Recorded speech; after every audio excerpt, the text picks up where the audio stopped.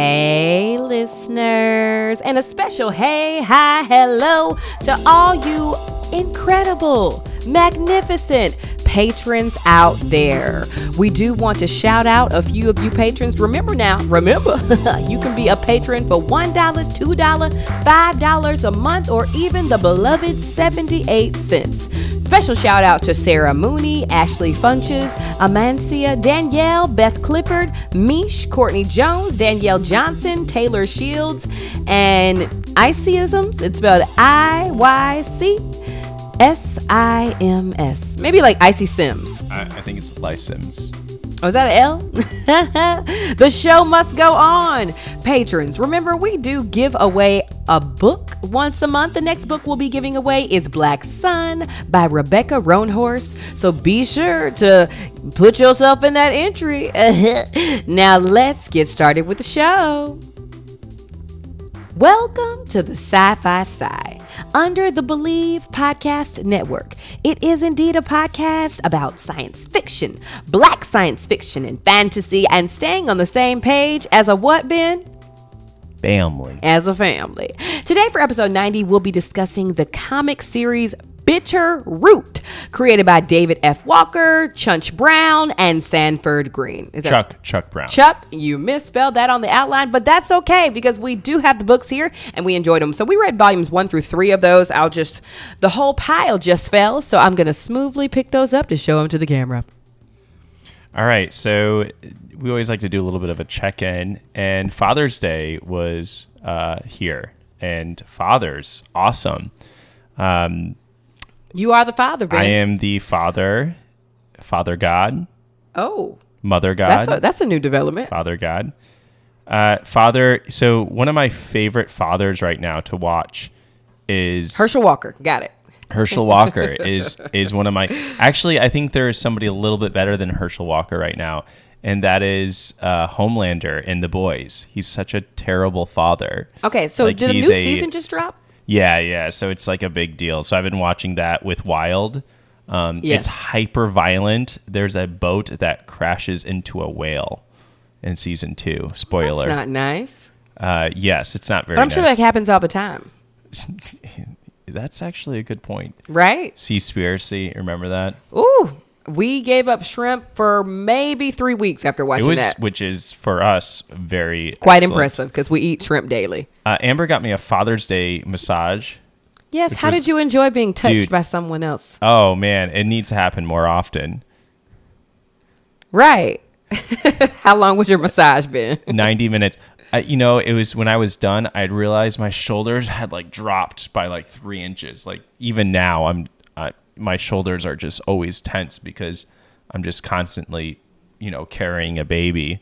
And I think they were a little tense before that, but you stood a little bit taller after that massage. I did. I'm glad you enjoyed it. You didn't fall asleep, did you? I didn't. I stayed awake for the whole time. I hate when I fall asleep during massages or during sex, unlike some people. Oh, yeah. If you have not been in the Patreon recently, I did share that I once fell asleep with Ben's dick in my mouth. It's probably happened more than once because I'm not sure if I've shared this on this podcast or not, but my oral sex game is just, it's a solid B+. I think I got, and that's okay. We can't have all these strengths, right? I have so many strengths, beauty, talent, editing skills. So incredible dick sucker, or I think I probably eat a vagina better than I suck a penis because the throat situation's not there. But I told you, Ben, the first time I sucked a guy's penis was in college, right? This is a whole thing. The first time I sucked a guy's penis in college, I asked him how it went because I was like, "This is my first time," and he said it was about a C+. And I think that was the first time you ever got a C in your life. Ever, right? Ever. I'll be completely honest about that because the girl is a scholar. But that was the first C+ I got. So I think it really shattered my confidence. So I was like, you know what? I'm just going to be an insane, reverse cowgirl rider. I don't have to learn how to suck D very well. And I mean, I hopefully I've improved since then, but it's just not my favorite thing to do. Whereas I know some people really like to suck penis, like whether it's attached to a body or not. I'm just not that girl. Also, I'm going to go ahead to the patron's got a point because this is a nice segue. You don't want to respond to, do you think I'm better than a C plus now? You are live. It's a hot mic, Ben. So believe it or not, the, falling asleep while having sex, and the patron's got a point. Lex said that her and her man both fell asleep while he was inside her. It happens every day. So it's not like a rare occurrence. We're only human. People get really sleepy, and then they're like, this is a good time to have sex because they think it might not take work, but sort of like giving head, it takes a lot of work. But the question on the table was, do you think I'm better than a C plus? Yes or no? Oh, gosh. I mean, C plus is still passing.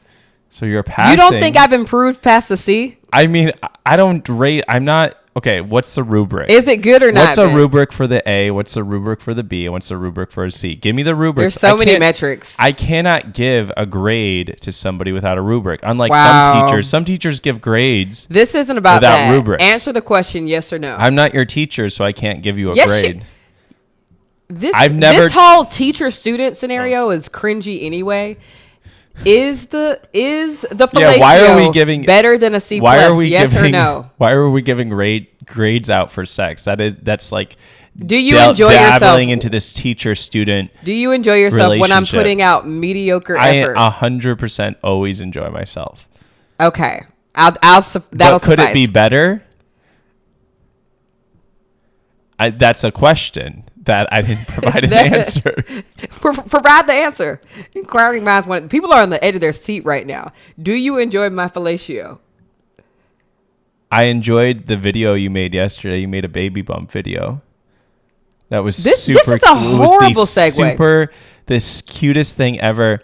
And, wow. And Denise on the Patreon said, it's bad. We know it's bad. That's fine. Just keep going. Someone said on the Patreon that your baby bump journey was so cute that this was go slap Ben cute. Like, my question for Denise with an S, is how is physical abuse cute, Denise? I am deeply hurt. There's this thing called like cute aggression. Yeah, but also I realized when I first said that last week on the Patreon, I did say spanking like a kid was just so funny. So yeah, but cute aggression's like when you want to bite your kid's head or something, or bite their little fingers. Do you ever find yourself like gnawing on Wild's fingers? I do that all the time. No, it's so cute. Do I ever get so cute that you want to just slap me? Not cute. Like, do I ever like blank here? You want to slap me? The answer is yes, but I would never hit you. Oh, like not for real. Not out of aggression. There's so many words in the English language, so I would never take it there. But that was a play off of like make you want to slap your mama. Speaking of slap your mama, we got a slap-in podcast review. We did. These segues are cringy, but we got a review from Aaliyah Ramirez. Short and sweet and to the point. Aaliyah writes, 5 stars, by the way. Love you guys. I absolutely love you guys.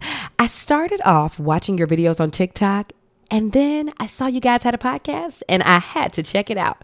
You guys for sure didn't disappoint. Thank you so much, Aaliyah. At the very beginning, it was Ben's idea to advertise the podcast on TikTok because we've had this podcast longer than TikTok.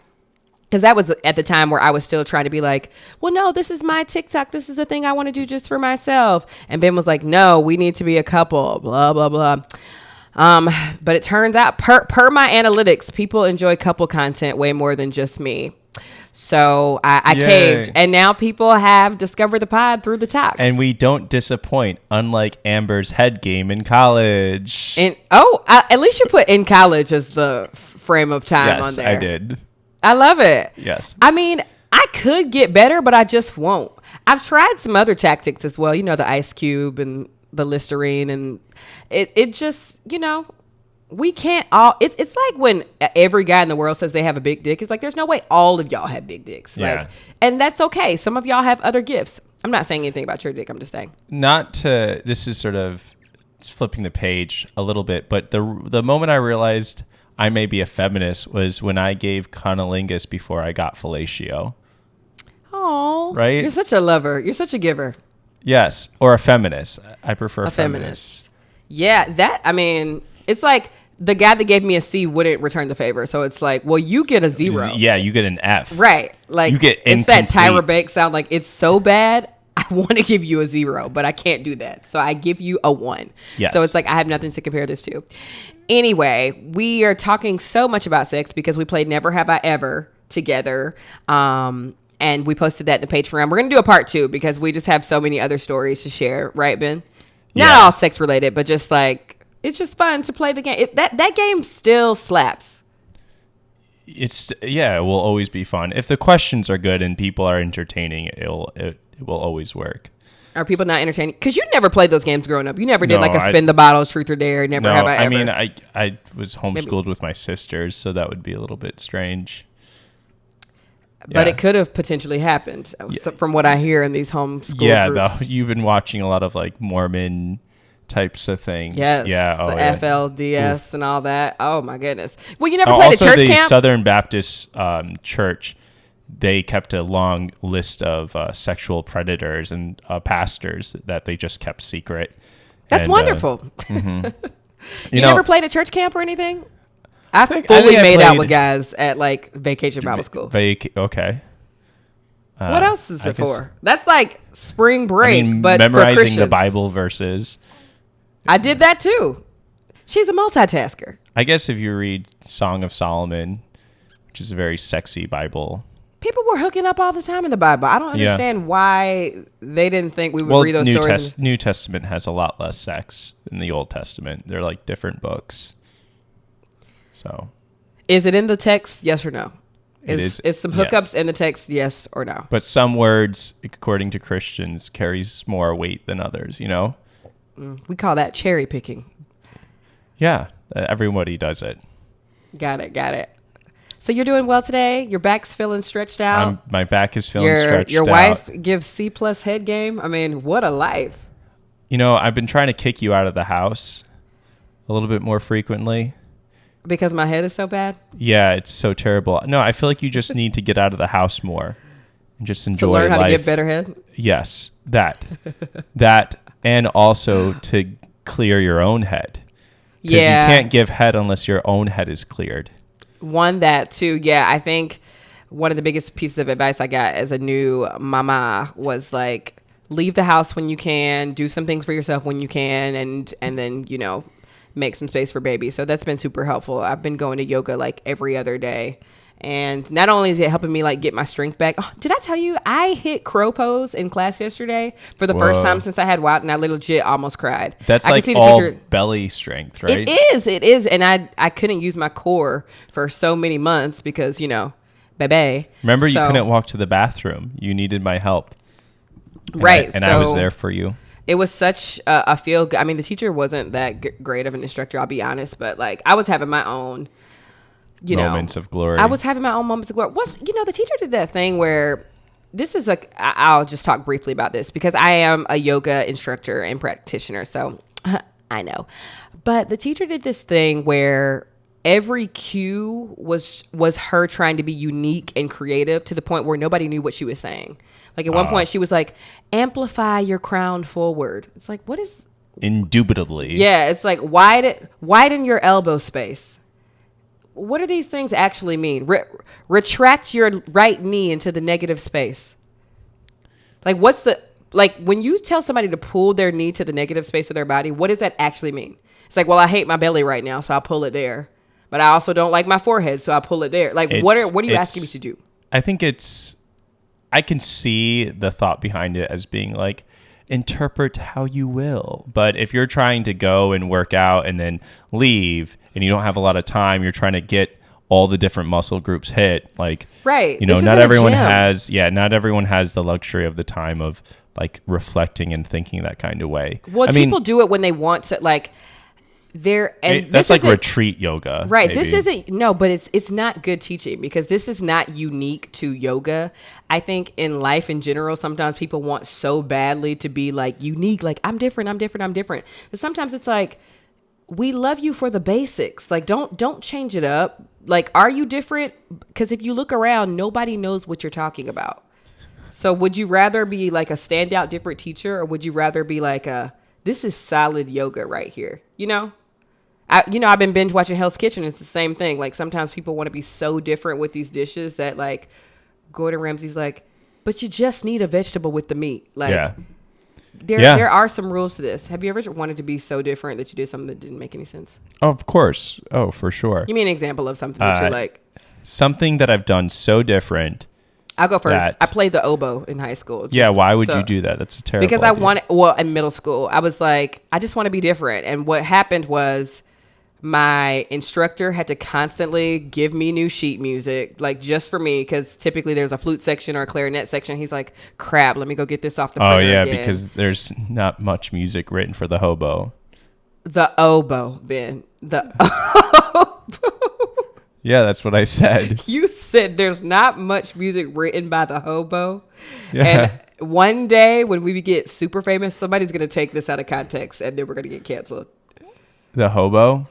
Yeah, like a homeless person or something. Oh, a traveling person. Like a bum. Yeah, a bum. Whoops. So what is it? Or I kept breaking reeds and no one would have an oboe reed, but like all of the clarinets would be like, yeah, I got you an extra reed if you broke hers, So it's just frustrating in that way. Have you ever tried to do something like super different that it's like this actually didn't make any sense? I mean, every different thing I do does make sense. Like what? Like wearing shorts to a really nice restaurant. You know what I mean? Oh, Like, I just please don't care. explain how that makes sense. Because it's giving this indication that I am so secure to myself that I don't need to wear fancy clothes to make myself feel good. It's also giving low effort. Absolutely low effort. You want it to give low effort. Because I save my high effort for things that matter. Things so our from dates above. don't matter.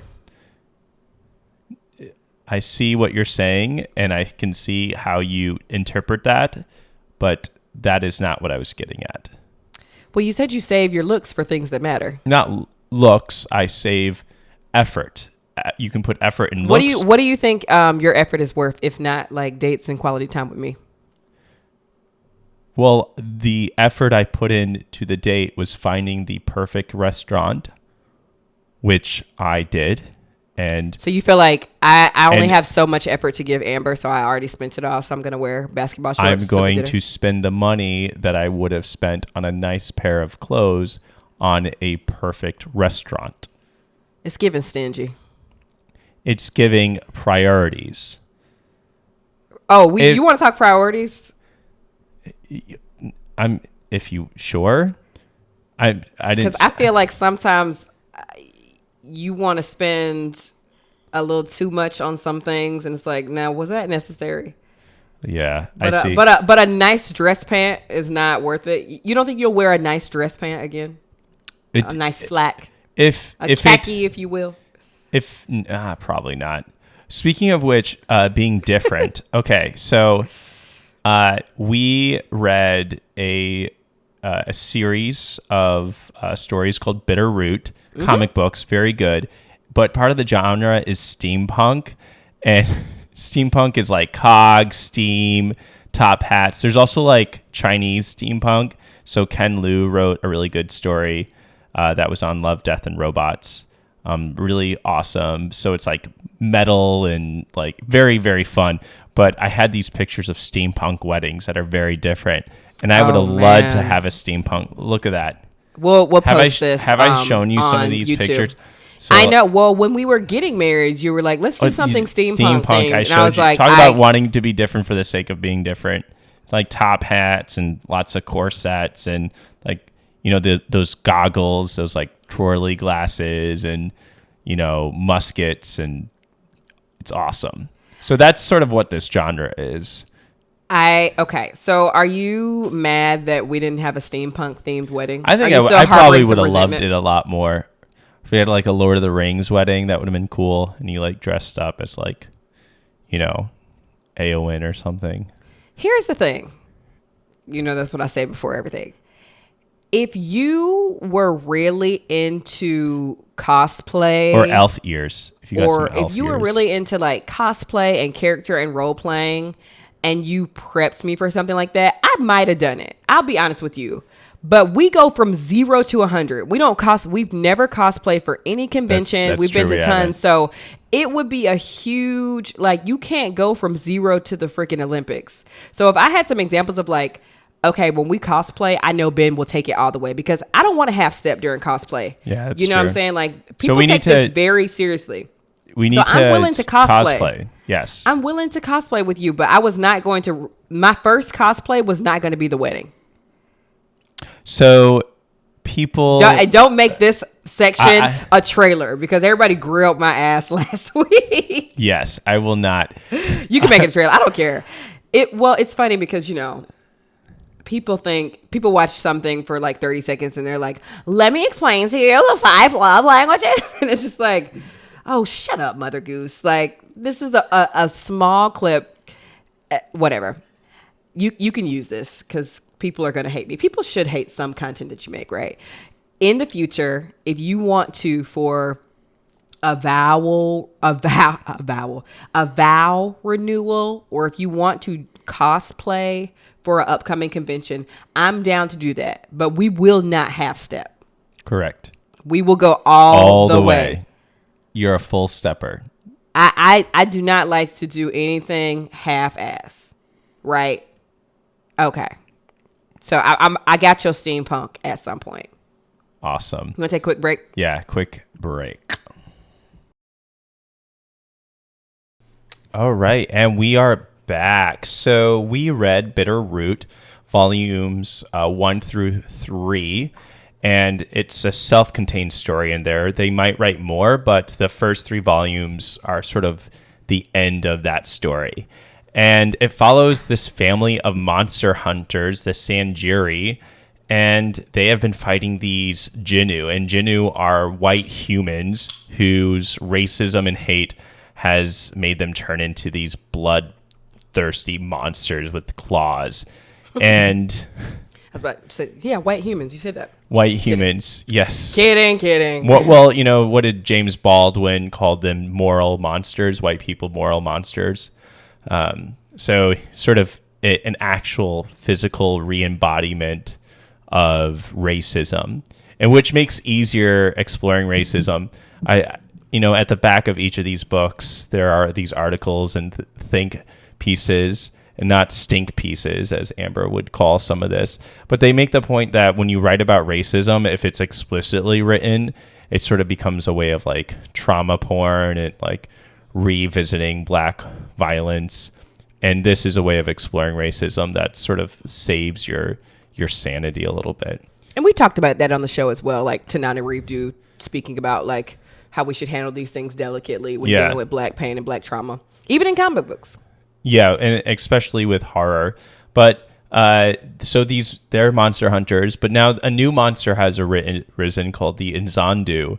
And the Nzandu come about when like your pain and trauma becomes personified, and that affects Black people. So there are like white human monsters driven by hate, and then there are Black monsters driven by grief and suffering. Yeah, exactly. Which is great because that's a real thing for both sides. And it follows 2 true historical events: the Tulsa Massacre, which I was reading. It used to be called the Tulsa Race Riot, and only within like the past couple of years with Watchmen, Lovecraft Country, where the Tulsa Race Massacre, it was a massacre.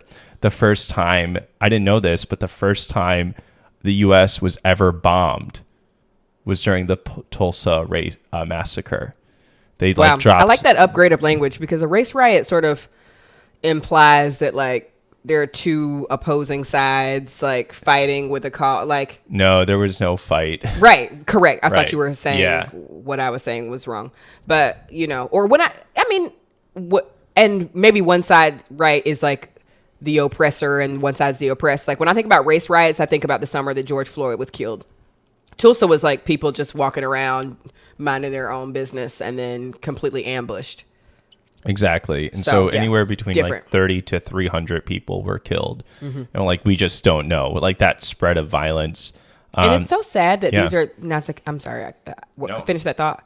It's so sad that they're shows like Watchmen have to educate us in that. Like the Tulsa riots are something, the Tulsa massacre rather, is something that every American should have learned about in history class. And I know I damn sure didn't learn about the Tulsa massacre until late college, and then like a more vivid interpretation on a freaking HBO show.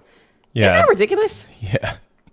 It's sorry. It also just hit me that I'm learning more about American history in comic books than I am in my classes. Like, critical race theory aside, it's like, this is, if there was a bombing in the U.S., it should be covered in American history. Yeah, it was the first time that bombing had occurred, and that is the inciting event that takes this Dr.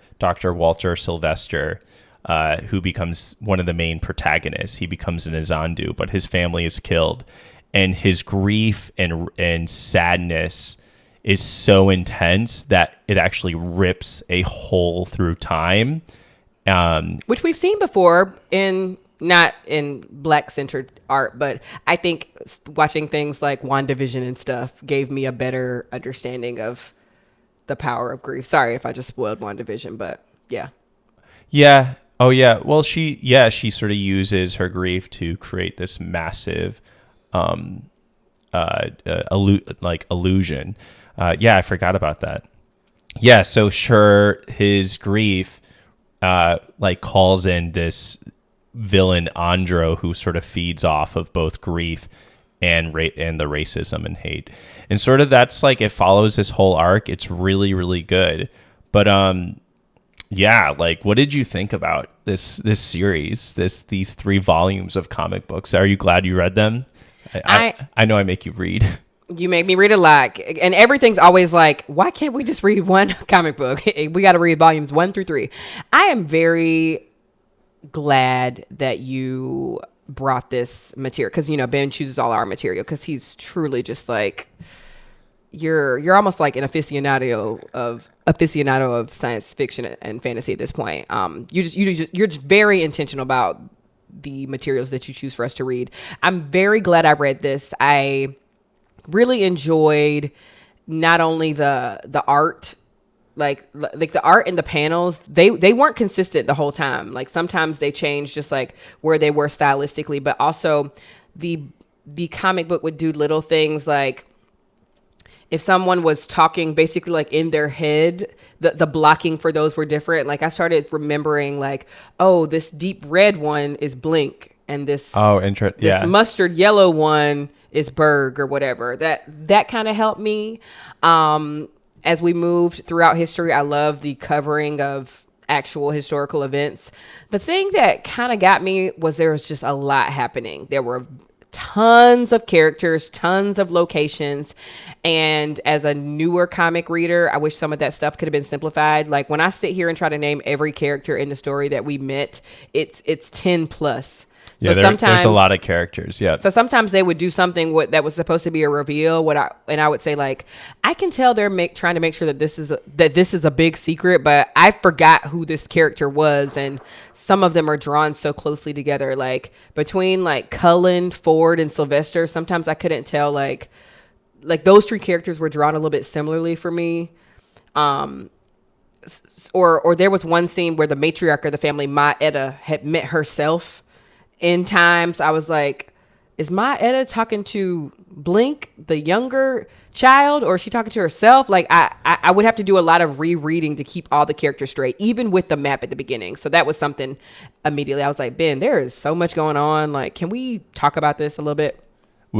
Yes. Like, there are a lot of characters. There's a lot of time jumps. So a lot of people think that you can just read through a comic book like you would read through a funny in the newspaper or something. But these comic books a lot of people. Are more complex than I think a lot of. They're written for mature readers. This is not like a graphic novel, a YA graphic novel. It does require some like focus.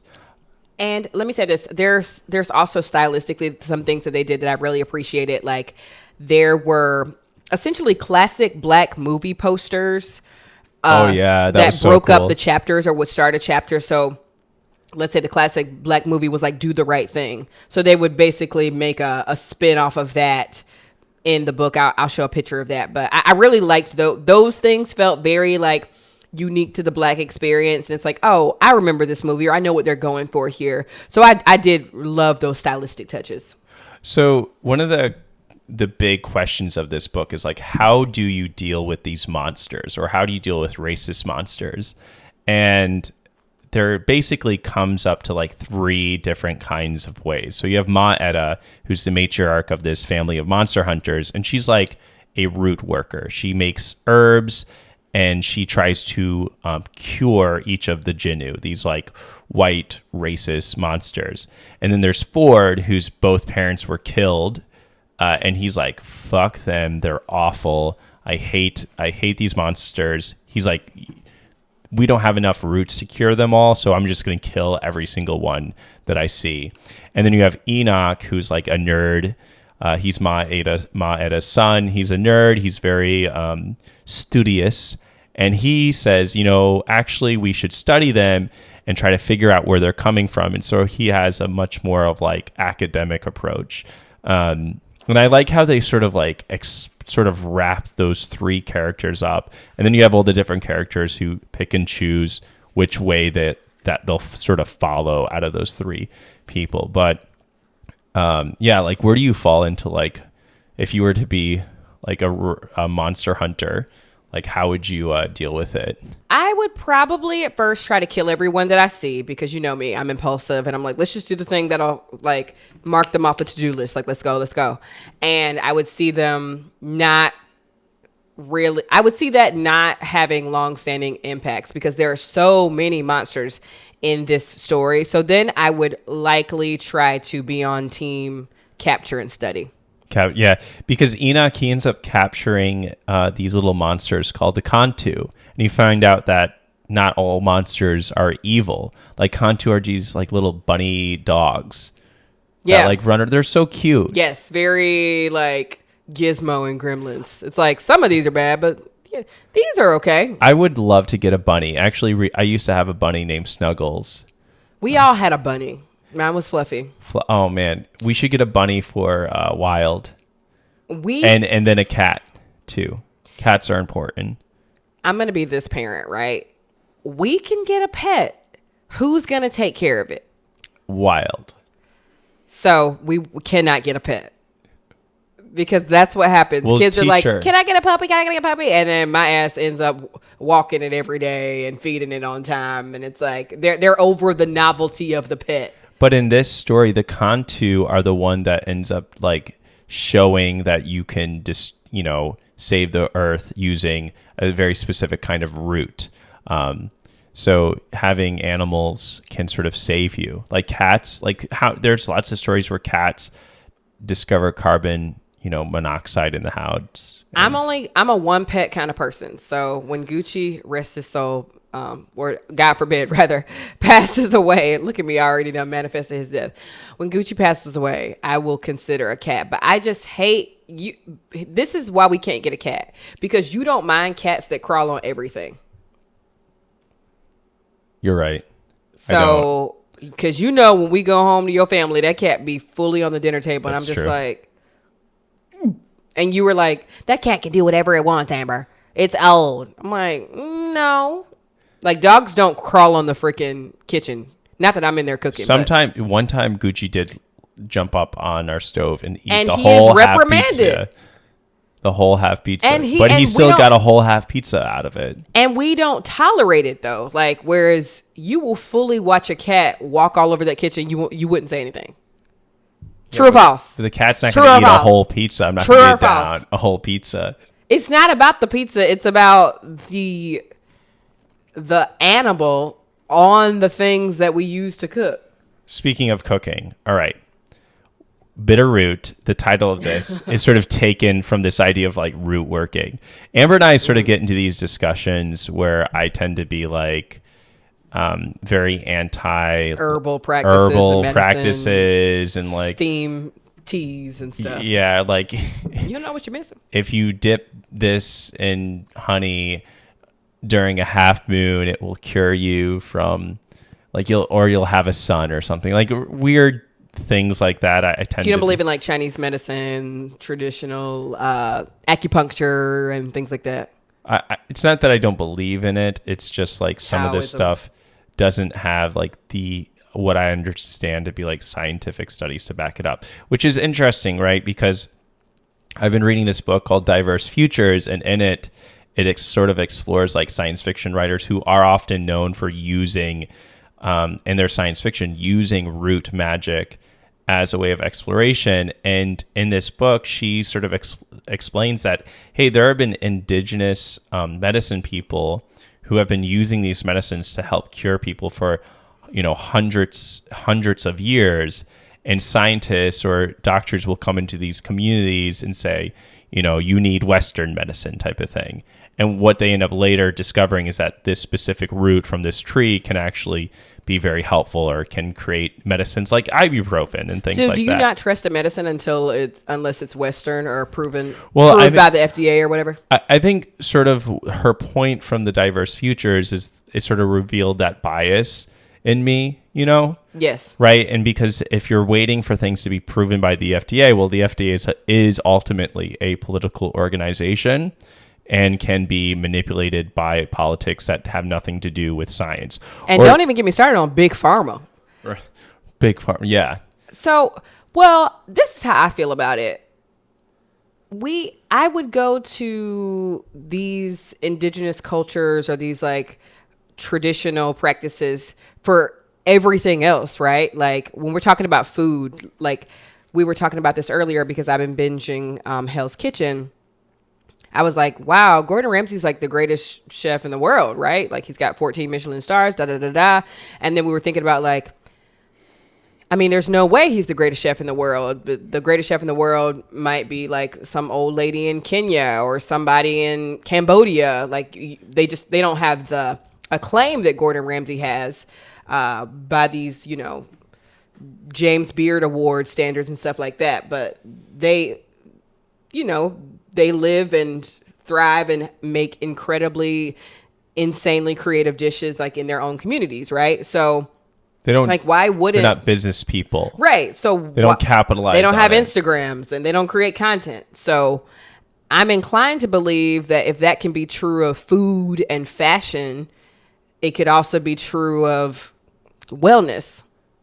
Exactly, and that's sort of the point that Joy Sanchez Taylor makes is that, hey, like these medicines that have been treated with suspicion, these root medicines that have been treated with suspicion, are now being shown to be helpful in providing treatment for cancers. Right. And so I like... If it makes you feel better, like that's ultimately the goal. Like if it's helping, because all of these medicines, right, are really just about pain management sometimes. And I feel like even in this story, the root work that Maeda was doing, it's like, this is just about managing the situation as best we can. Like nobody was completely cured, but nobody was also completely cured when you tried to kill them. Some would come back, some would spread more hate. So like both of these proved to be just as effective. Just talking about pain management. So the Nzandu are like black folk whose grief and trauma has turned them into monsters. And, when these series works on so many levels. Like one level, it's like monster hunting, just like any standard sort of monster hunter killing type of book. It's really cool, very violent, super fun. But on the other hand, you're like, wait a minute, Darren Wilson, who was the man who shot Michael Brown, said like Michael Brown looked like a demon, right? Like he looked like a demon.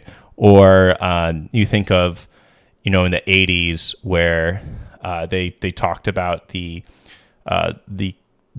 wilding criminals of the Central Park Five, right? They used terms that sort of treated them like monsters. Right. Like we just watched that Malice in the Palace documentary where the Pistons, help me, versus the Pacers, maybe? Yep. Indiana Pacers versus the Detroit Pistons. Yep. Like there was this like professional basketball brawl. And obviously when these articles came out, it was like, is basketball moving towards like thugs and hoodlum culture? And it's just kind of like, that's funny because when it's hockey or baseball, none of this rhetoric is used. Right. exactly. Yeah, and so this book works on the level of like cool Monster Hunter, but actually showing that this is what can happen. And you're not saying that Dr. Sylvester, who becomes the main antagonist of the Nzandu, the main Nzandu antagonist, but like he is born a monster in the same way that Richard Wright writes about his main character in Native Son. Like, how can this man do these awful things in Native Son? Oh, because of the unchecked racism. And it's simply, and I like how this one author, Rebecca Wanzo, writes, it is simply to say that the effects of anti-blackness are too much for some people to bear. And that's what happens in this story.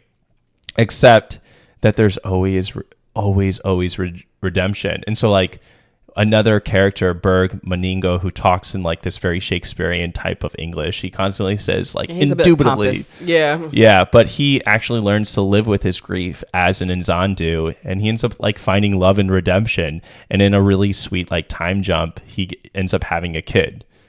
I really appreciated that story. I will say that, not to completely spoil the book or whatever, but near the end in the third volume, all of the language just got a little preachy. Like everybody had a monologue and it was like, oh my gosh, what's been happening? If all these monsters are driven by hate, what's gonna be the thing that cures them? Wait for it. Love. I was just like, all right, like come on. I don't know if it was love, because even at the end, the book ends where you have a character, Cotton, who ended up being saved from, the racism of the Deep South, and he's brought to Harlem, and he's trained to be a monster hunter. But they end up going to like 1930s Nazi Germany to fight Nazis, right? And they kill those monsters. They're not like trying to cure those monsters. And it's very clear that even Maeda, who tries to cure these the Jinnu, it's very clear to her that some of them are just too far gone to be cured. This might be a point where we disagree on something, but I feel like sometimes when we talk about Black pain and Black trauma in the United States, there is this notion to then be like, look, it's happening. It happened with the Holocaust too. See, like we're drawing this comparison as well. Like an interesting note to end on, right?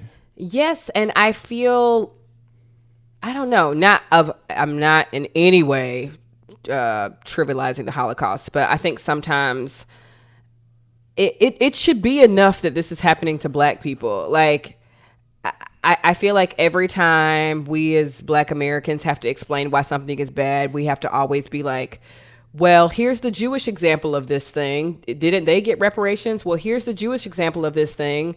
Didn't they get museums or whatever? And it's just, it feels shitty again that even in this powerful Black comic, we had to end on the Holocaust scenes for it to really like remind audiences of this traumatic experience.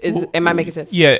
I don't think you're trivializing the Holocaust, but oftentimes the Holocaust is used to trivialize the plight of Black Americans, even till this day. And if you look at 1930s America, like, why would the Sangier family go to Nazi Germany to fight the monsters? Like, they didn't take care of all the monsters in 1930s racist America. Like, that still very much existed. Maybe because it was the most supreme element at that point, where like Nazi Germany, if Nazi Germany wasn't going to be taken down, you can sort of see the effects of that, where slavery would, if Nazis had taken over the U.S., slavery would have been re-implemented probably in the South, which is something that Philip K. Dick explores in The Man in High Castle a little bit.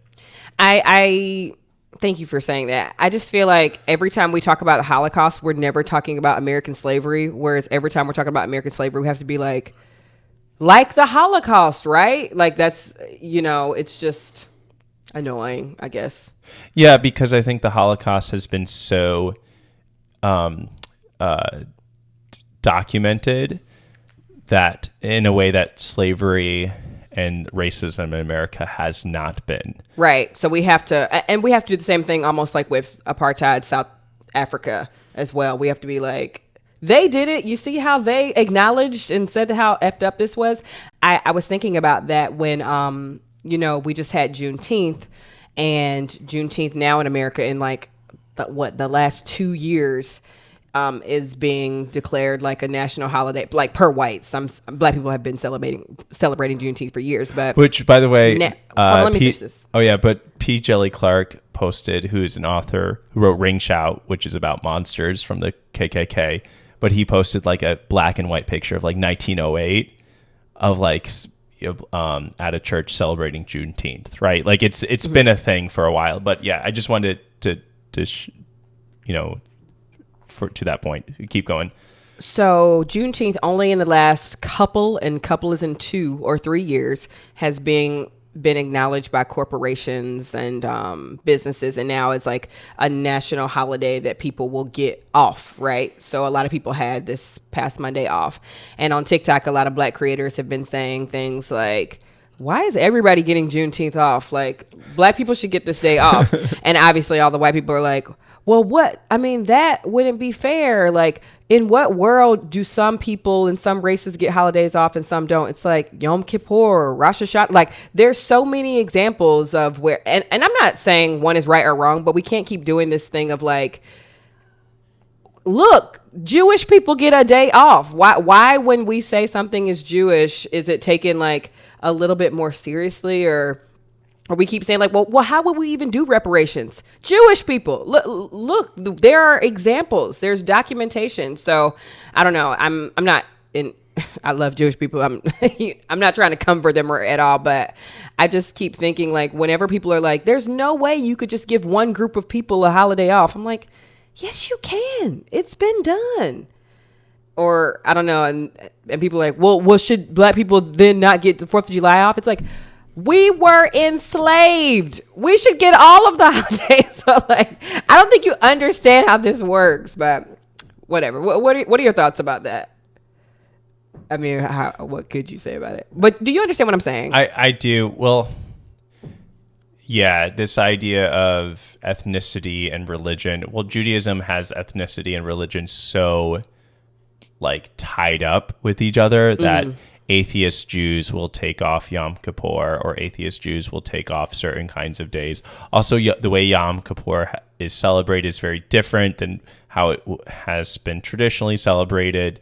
But I'm just saying in general, like, it's not complete. It's not unprecedented that a group of people will take a holiday. Yes. Yeah. So is Juneteenth an American holiday?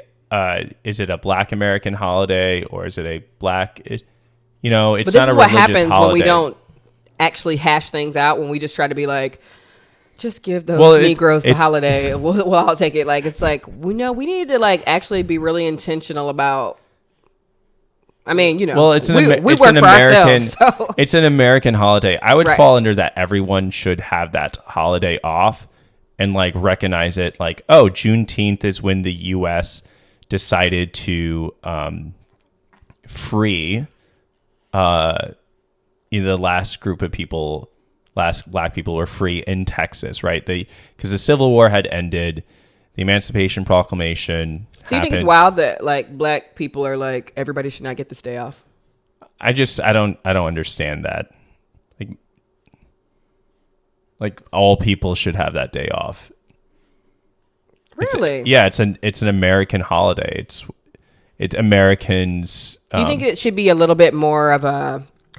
And I'm sure as years come, there's going to be more like pomp and circumstance around this. But you know how like every year for Dr. Martin Luther King's birthday, there's always like a televised event and ceremony. Like it's slowly becoming that, but it's not. Well, I don't think July 4th should be a holiday because not everyone was free. Like, you know what I mean? Oh, I see what you're saying now. Got it. Yeah, Juneteenth should take the place weird that, of July 4th. Like white people get a day off on the day that. I don't know. Is there something when all yeah? So you can. There's two ways of seeing this, right? You can see it as why would white people get this day off when slaves, black slaves, were freed, right? Or you could see it as this is a day to celebrate in which all Americans ended up having freedom, or America finally got rid of slavery and had to reinvent itself. I see what you're saying. Yeah. Right. So that you could, depending on how you look at that. I think it's complicated. Also, why do we have days off in general? Because we make people work too much. I think we can both agree on that. Yeah. So per my logic, you should have been working yesterday while I relax around I the did house. Work yesterday. You got your massage yesterday. I also worked for Father's Day. I also edited a video. This was a hard year for us because it was your first Father's Day, but it was also Juneteenth. Like, what do we care more about here? We try to have Juneteenth every day in this household. I give that. This is so good. I'm glad we talk about race relations. People ask us all the time, like, do y'all talk about race every day? It's like, it kind of just becomes just a normal thing. Yeah, it's very normalized, and it should be. I don't got much else to say. I don't think I got it. Wadisha, she's just sleeping. Well, have conversations, y'all. It's all about conversations. Conversating. That's not a word. I don't care. Black people make conversate a word. I don't care. With that being said, Ben, why don't you warp up the show? In conclusion, monster hunting is cool as shit. You should read these volumes. They're awesome. But there's some really in-depth things going on in Bitterroot as well. So it works on multiple levels. It's fantastic for kids. It's also fantastic for academics. So read Bitterroot, y'all. Thanks, y'all. Thank you so much for listening to another episode of the Sci-Fi Sci Podcast. Up next for episode 91, we will be watching the film American Refugee, directed by Ali Leroy. It is on Paramount Plus or Amazon, so be sure to watch American Refugee, and we will see y'all next week for the show. Bye, y'all.